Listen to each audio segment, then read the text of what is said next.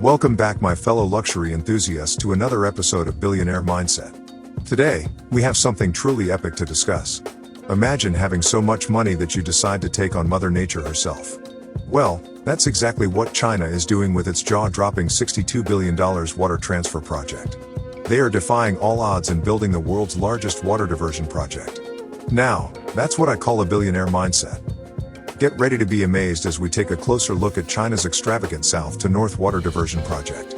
Grab your designer water bottles because we're about to quench our thirst for knowledge. China, with its rich history, has always had a bit of a love-hate relationship with its geography. The East, blessed with flowing rivers and fertile land, has been a haven for civilization for thousands of years. But the North, my friends, that's a different story. It's dry, it's mountainous, and it's been longing for some love. Picture this: 94% of China's population lives east of a line that divides the country into two halves. That's right, the North has been feeling a bit left out, and it's thirsty for attention. So, what does China do? They come up with a plan that even Scrooge McDuck would envy. Enter Mao Zedong, the visionary founder of the People's Republic of China. He had a brilliant idea in 1952, my friends. He said, and I quote, "Water in the south is abundant, water in the north scarce. If possible, it would be fine to borrow a little." And borrow they did, on a scale that only a billionaire could dream of. Fast forward to 2002, and Mao's dream became a reality. The South-North Water Transfer Project was approved, and the Chinese government embarked on an audacious mission to build a network of canals, aqueducts, and tunnels to quench the thirst of the northern cities. Let's start our luxurious journey by exploring the three major canal systems of this extraordinary project: the Eastern, Central, and Western routes. Each one of them represents a feat of engineering that will make even the wealthiest among us raise an eyebrow. The Eastern route, my friends, is an engineering marvel that will leave you speechless. It begins near the city of Yangzhou, where they tap into the mighty Yangtze River. You know, the river that's so grand it makes other rivers look like tiny streams. From there, they pump water onto the Jinghang Grand Canal, which holds the title for being the world's longest fully constructed artificial waterway. That's right, they built their own Grand Canal. Move over Venice. But that's not all, my billionaire comrades. Brace yourselves for the mind-blowing part. They built an underground tunnel to transport this precious water across the mighty Yellow River. I mean, who needs ordinary bridges when you can go underground and defy nature in style? This is luxury on a whole new level. Finally, a series of aqueducts, like a water highway, carries this life-giving resource toward the coastal city of Tianjin. That's right, this project is not just about quenching the thirst of northern cities, it's about reaching the capital itself, Beijing. It's like a first-class water delivery service for the wealthy and powerful. The Eastern route, my friends, stretches over a whopping 1,100 kilometers. It's a testament to human ingenuity and the sheer determination to conquer any obstacle.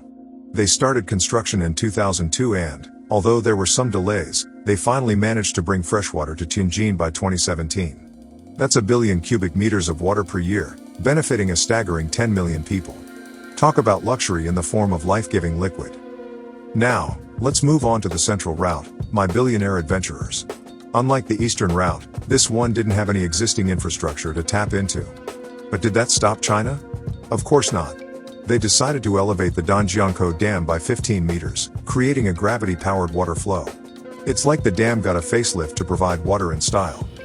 The Central route spans over 1,200 kilometers, creating a highway of elevated and underground waterways that stretch across the Chinese Central Plain. It's a sight to behold, my friends.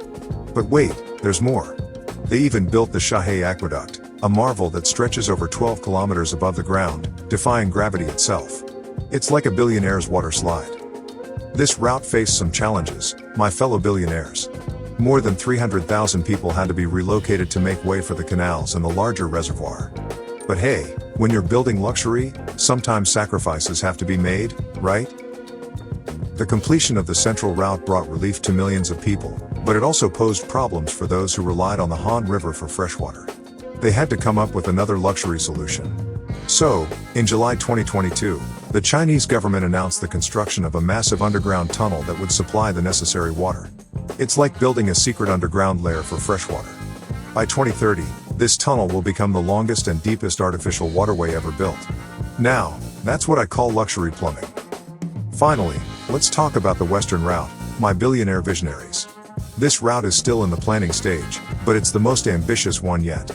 They want to connect the water-abundant Yangtze River to the water-starved Yellow River through the treacherous Qinghai Tibet Plateau. And when I say treacherous, I mean it. We're talking about a region 3 to 5 kilometers above sea level, with mountainous terrain that will make even the bravest billionaire shiver. The western route is estimated to be completed by the year 2050. It's like a luxury project that will be passed on to future generations. Once finished, it will bring an astonishing 17 cubic kilometers of freshwater per year to the northern Chinese provinces. That's enough water to make any desert bloom. But there's a twist, my friends. There have been unofficial plans in the past to divert water from transboundary rivers, like the Brahmaputra and Mekong rivers. It's like a billionaire's audacious dream to control rivers passing through other countries. Although this hasn't been confirmed, it has raised concerns and caused a bit of a splash. So, my fellow billionaires, we've embarked on a journey through the lavish water transfer project of China. We've witnessed the grandeur of the eastern route, the ingenuity of the central route, and the ambitious plans for the western route. It's a tale of luxury, engineering prowess, and the desire to overcome nature's boundaries. Now, let's get down to the numbers, because we're talking billions, baby. When we're talking about the cost of this project, my friends, we're talking about numbers that would make even the wealthiest among us raise an eyebrow. Hold on to your bank statements because you won't believe this. The total cost of the South-North Water Transfer Project is estimated to be a staggering $62 billion. That's enough to make even Jeff Bezos blink twice. Now, I know what you're thinking, my billionaire comrades. $62 billion is no small change, even for us.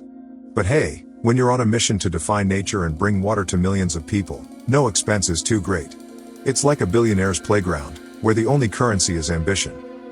But wait, my friends, that's just the construction cost. We're not even talking about the ongoing maintenance and operation expenses.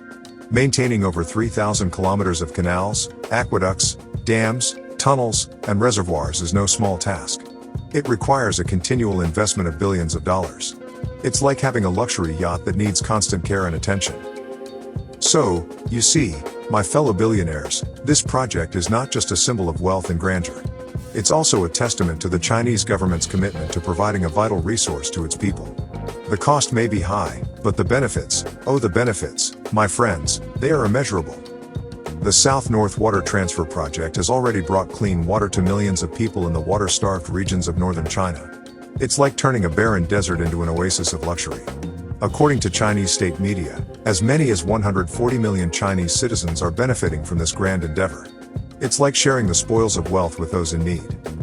But let's not forget, my billionaire companions, that even in the realm of luxury, there are differing opinions.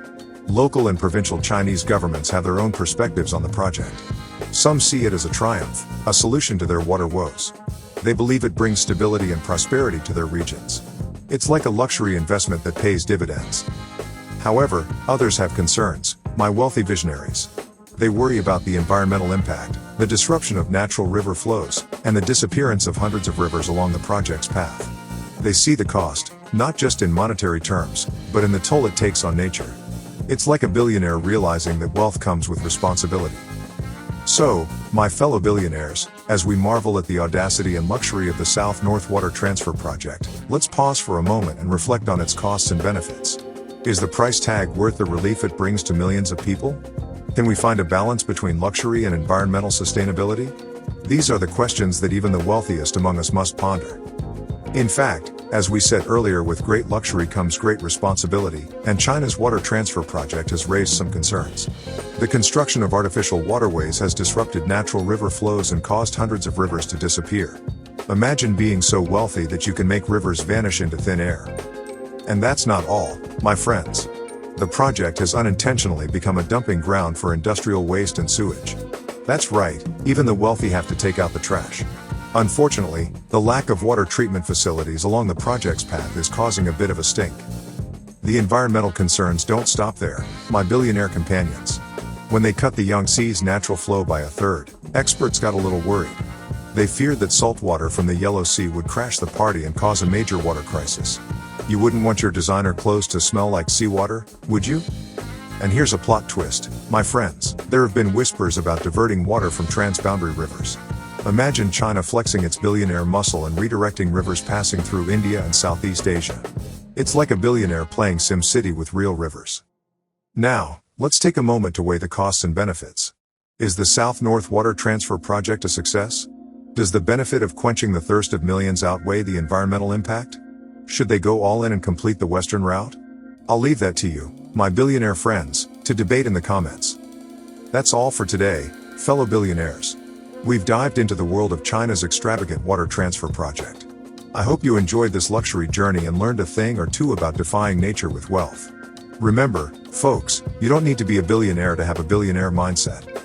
If you want to explore more mind-boggling stories, don't forget to check out our video on the greatest Ponzi scheme of all time. It's like watching a billionaire juggling money and dreams. Until next time, stay wealthy, stay fabulous, and keep that billionaire mindset.